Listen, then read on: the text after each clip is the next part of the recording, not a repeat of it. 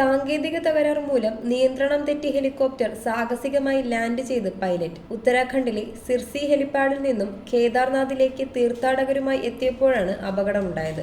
6 യാത്രക്കാരും പൈലറ്റുമടക്കം 7 പേരാണ് ഹെലികോപ്റ്ററിനുള്ളിലുണ്ടായിരുന്നത്. ഹെലിപ്പാഡിൽ നിന്നും 100 മീറ്റർ മാറിയാണ് ഹെലികോപ്റ്റർ ലാൻഡ് ചെയ്തത്. കെസ്ട്രൽ ഏവിയേഷൻ കമ്പനിയുടേതാണ് തകരാറിലായ ഹെലികോപ്റ്റർ.